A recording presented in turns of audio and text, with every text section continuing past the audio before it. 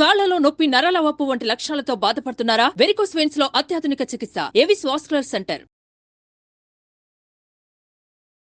నమస్తే రమగారు. నమస్తే జయ. రమగారు, మనం దురాస దుఃఖానికి చేటు సిరీస్ చెప్తా ఉన్నాం. అదే 2 భాగాలు అన్నారు, ఒకటి అయిపోయింది, సెకండ్ వర్షన్. యువరాణి కీర్తిసేనని పెళ్లి చేసుకోవాలని కోరుకున్నాడు కరపుడు.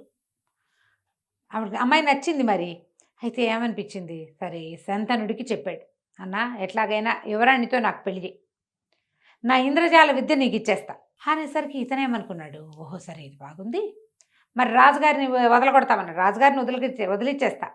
రాజు పాయింట్ అతనిలో నుంచి శరీరంలో నుంచి శరభుడిని తప్పించేస్తా. ఒకటి, యువరాణిని ఇచ్చి నాకు పెళ్లి చెయ్యి, నా ఇంద్రజాల విద్య 100% నీకు ఇస్తాను.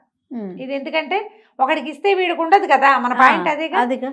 అక్కడి నుంచి ఏం చేశాడు, సరే శంతనుడు అనుకున్నాడు, అరే ఇది చాలా బాగుంది, విద్య వస్తుంది మనకి. ఇంతకాలం కేవలం రాజును బాగు చేస్తాడు మాత్రమే అనుకున్నా, ఇప్పుడు విద్య కూడా వస్తే ఇంద్రజాల విద్యతో ఎన్ని టెక్నిక్లు అయినా చేసి వాడు చూశాడు ఆల్రెడీ. ఒక పెద్ద ఉద్యానవనం, అందులో ఒక అద్భుతమైన స్త్రీని సృష్టించాడు కరముడు. అక్కడి నుంచి రాజుగారి దగ్గరికి వెళ్ళి, ప్రభు మరి మీకు మొన్న ఆ రోజు మన ఊరికి ఉత్తరంలో ఉన్న మహాద్భుత సౌందర్యవతిని చూసాం కదా, ఆ సౌందర్యవతిని మీరు పెళ్లి చేసుకోవాలంటే ఒక ఉపాయం ఉందండి. ఒకడున్నాడు, ఒక బ్రాహ్మణ యువకుడు మీకు ఆ స్త్రీని స్వాధీనం చేస్తానంటున్నాడు, కాకపోతే దానికి మీ అమ్మాయితో పెళ్లి కావాలంటున్నాడండి, మరి మీ అమ్మాయిని ఇచ్చి పెళ్లి చేద్దామా వాడికి అన్నాడు. అనగా నేను ఆలోచించుకుని అలాగే చేసి పారేద్దాం, ఏముంది పిల్లకెటాకు పెళ్లి చేయాలి, ఎవడైతే ఏమిటి, బ్రాహ్మడైతే ఏమిటి, క్షత్రియుడైతే ఏమిటి, పెళ్లి చేసేస్తే వాడు ఆ అందమైన స్త్రీని నాకు అప్పచెప్తాడు, ఎందుకంటే రాణిగారు ఒప్పుకోదు కాబట్టి. సరే నన్ను ఒప్పుకున్నాడు, తాంబూలాలు ఇచ్చేసాడు. ఈ వీళ్ళు విడిపోయి కొంతకాలం అయింది కదా, కరపుడు వీడి తన దగ్గరికి రాలంటే ఏమన్నా దాన్ని మన ఈ పరకాయ ప్రవేశం వాడి దగ్గరికి ఇంద్రజాలం వాడు రాలా. ఓహో, పెళ్లి మాత్రం కుదుర్చుకున్నాడు. శంతనుడికే తాంబూలాలు ఇచ్చేశాడు. అమ్మాయి గారు పెళ్లి ఏర్పాట్లు చేయండి జాతీయ జనానికి చెప్పారు. చెప్పేసరికి రాణిగారికి తెలిసింది, పిల్ల పెళ్లి చేస్తున్నారు, నాకు చెప్పరు, అసలు అది వాడెవడు అనేది శంతనుడిని కేకేసింది. ఏమిటో ఈ నాయన ఈ పెళ్ళి అంటున్నారు, ఏమిటి ఏం జరుగుతుందంటే చాలా దీనంగా అమ్మబట్టి, అమ్మ నన్ను క్షమించండి, ఏం చేయాలో తెలియలేదు, మన రాజుగారి శరీరంలోకి ప్రవేశించిన వాడు వాడిని పోగొడతానని కరపుడు అనేవాడు నాకు ఒత్తిడి చేసి ప్రామిస్ చేశాడమ్మా, పోగొట్టగలడు. దానికి అమ్మాయి గారితో వివాహం అడిగాడు.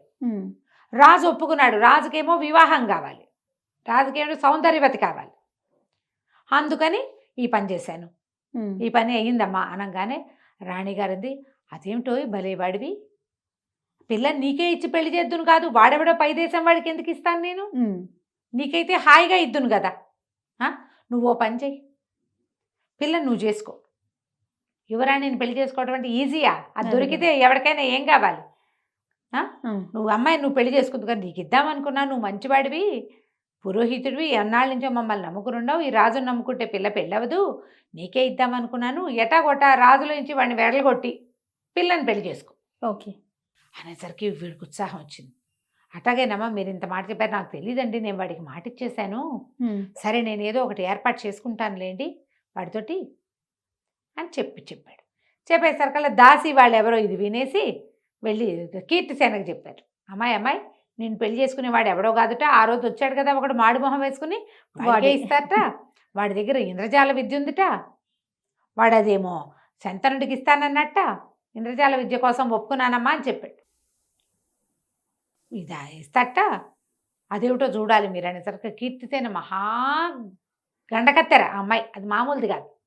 అదేం చేసింది, ఓ చెలికత్తెన ఒకదాన్ని, దీనికి అమ్మాయే గట్టిది, అమ్మాయి గడసరి, దీనికంటే బహుగడసరి అయిన ఒక చెలికత్తెర పిలిచి, వస్తే నువ్వు వెళ్ళి కరపుడి దగ్గరికి వెళ్ళి కొంచెం వాడిని బాగా లైన్లో పెట్టు, ఇగో ఇది విషయం అని వాడికి చెప్పింది.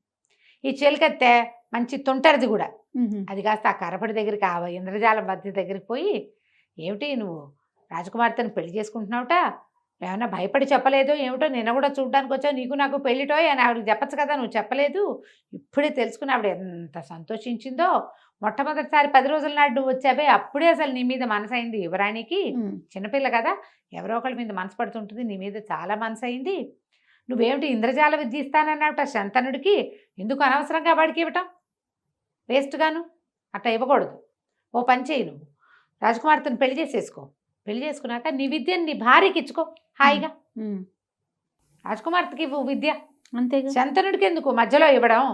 ఇస్తే పోతుంది, నీ దగ్గర ఉండదు కదా. ఉమ్. యువరాణికి ఇస్తే నీ దగ్గరే ఉంటుంది, రేపు నీకు పిల్లలు పుడితే మీ ఇంట్లోనే ఉంటుంది, ఎంత బాగుంది చూడు అని ఎక్కేసి. ఈ లోపల శంతనుడికేమో రాణిగారు ఏం చెప్పింది, పిల్లని నీకే ఇస్తానందిగా. శంతనుడు గబగబా ఈ కరబడి దగ్గరికి, ఇంద్రజాలం వాడి దగ్గరికి వచ్చి, అరే బాబు నువ్వు తొందరగా చేసేసేయాలి, అర్జెంటుగా నాకు ఆ విద్య ఇచ్చేయి, నువ్వు ఈ పని చేసేయి, ఇవాళ ఇప్పుడే అని తొందర పెట్టాడు. తొందర పెట్టేసరికి ఈ కరబడి అన్నాడు, సరే ఎవడైనా చచ్చిపోయిన వాడి శవాన్ని ఒకదాన్ని చూడు, శవాన్ని చూసి నువ్వు ఊరికి ఉత్తరంగా చేర్చావంటే మళ్ళీ పన్నుదాం వ్యవహారం ఇంద్రజాలం అని చెప్పాడు. సరే, ఇంతలో ఏమైంది, ఒక గొల్లల కుర్రవాడు ఒకడు, ఆవులు కాచేవాడు ఒకడు 18-19 ఏళ్ళ వాడు చచ్చిపోయాడు. 18 ఏళ్ళు కూడా లేవు, 16-17 ఏళ్ళ వాడు చనిపోయేసరికల్లా ఈ శంతనుడు ఏం చేశాడు, వాళ్ళకి చెప్పి, ఒరే కీడు, దీన్ని ఏమి చేయకూడదు, నేను పారే ఇస్తానని ఆ కుటుంబం వాళ్ళని నమ్మించి ఆ డెడ్ బాడీని ఇక్కడికి చేర్చాడు. ఈ ఉత్తరానికి చేర్చి ఈ రాజుగారికి ఏం చెప్పాడంటే, ఇదిగోనండి మనం ఆవిడేమని రమ్మంటోంది, వివాహం ఏర్పడింది, అమ్మాయితో ఇంద్రజాలం వాడికి పెళ్లి కుదిర్చేసాం కదా, బ్రాహ్మడికి పెళ్లి కుదిర్చాక బ్రాహ్మడు మిమ్మల్ని రమ్మంటున్నాడు, ఆ అమ్మాయి కూడా మిమ్మల్ని రమ్మంటోంది, అపూర్వ సౌందర్యవతి, ఊరికి ఉత్తరంగా ఉన్నావిడ, పదండి వెళ్దామన్నాడు. అనగానే రాజుగారు ఉత్సాహంగా బయలుదేరాడు. పెద్ద ఇది ఏమంటారు, ఉద్యానవనం, అందులో ఆ గోలకుర్రవాడి డెడ్ బాడీ, ఆ పక్కనే కూర్చుని ఏడుస్తున్న మహాసౌందర్యవతి కనపడ్డారు. ఓకే. బాడీ నిజమే, చుట్టూతా కనపడుతున్న తోట అమ్మాయి అబద్ధం, అది ఇంద్రజాలం. ఆవిడ ఏడుస్తుంటే రాజుగారు వెళ్ళాడు, చూడంగానే ఆవిడ చూస్తే సంతోషించాడు. ఎంత కన్నులు పండుగ, ఎందుకు ఏడుస్తున్నావు నువ్వు అన్నాడు. ఏడుస్తున్నానంటే ఆవిడ ఏం శవాన్ని చూపించింది. ఏం చేయను, వీడు మా నాన్నకి నమ్మిన బంటు, మా నాన్న ఎక్కడో నిధి పెట్టాడు, దాచిపెట్టాడు, ఆయన చచ్చిపోతూ వీడికి చెప్పాడు, వీడేమో ఇందాక పాము గరిచి చచ్చిపోయాడు, ఆ రహస్యం పోయిందని ఏడుస్తున్నాను, వీడు చచ్చిపోతే నేను ఎందుకు ఏడవాలి, లెక్క ప్రకారం అక్కర్లా, నిధి రహస్యం పోయింది కదా, అంతేగా. వీడు రాజుగా ఉండి, ఎవడు ఈ మన పరకాయ ప్రవేశం వాడు శరభుడు, తను రాజు కదా, పోతేపోయింది వెధవనిది, నిన్ను రాణించేస్తా అనాలి, కానీ వాడి బతికేం బతుకు, డబ్బుల కోసం వెంపర్లాడే జీవితం వాడిది.